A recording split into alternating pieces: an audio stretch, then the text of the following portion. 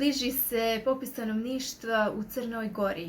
Po ustaljenoj matrici dolazi do intenzivnije negacije crnogorskog identiteta, te se u ovom periodu učestalo javljaju velikosrpski kvazi-istoričari koji prvenstveno ne poštuju ni sopstvenu profesiju, a ni sebe. Zato se vraćamo u 18. vijek, tačnije 1769. godine, kada je u Crnoj Gori boravio ruski knez Dolgorukov, kako bi utvrdio ko se to lažno predstavlja kao ruski car Petar III. A to je bio Šćepan Mali. Tako da ruski knez Dolgorukov 14. avgusta 1769. godine objavljuje proglas crnogorskoj naciji i Crnogorcima, i to na ćiriličnom pismu.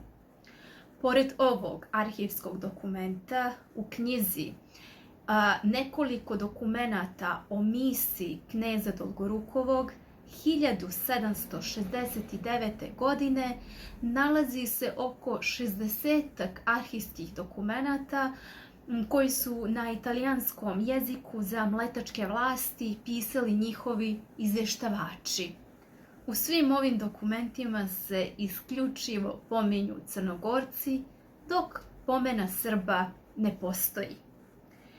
Sve ovo upotpunjava i dnevnik kneza Dolgorukovog, koji je prvi put objavljen u časopisu Godišnjica Nikole Ćupića 1889. godine u Beogradu.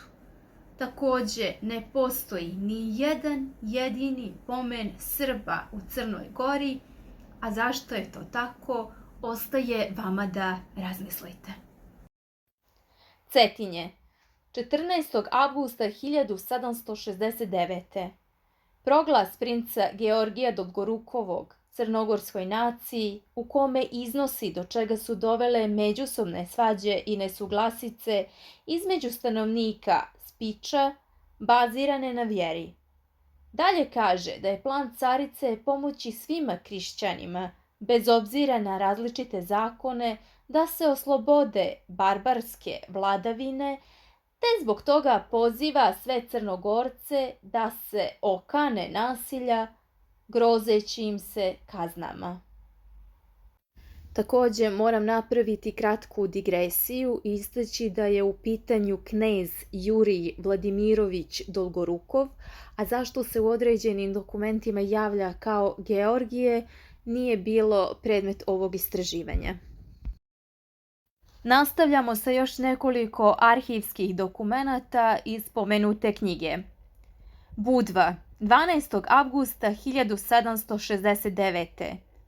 Zan Andrea Pasqualigo, predsjednik budvanske općine, piše Čigonji o pristajanju na obali špica broda na kome su bili ruski časnici, te kako su ih Crnogorci oduševljeno dočekali.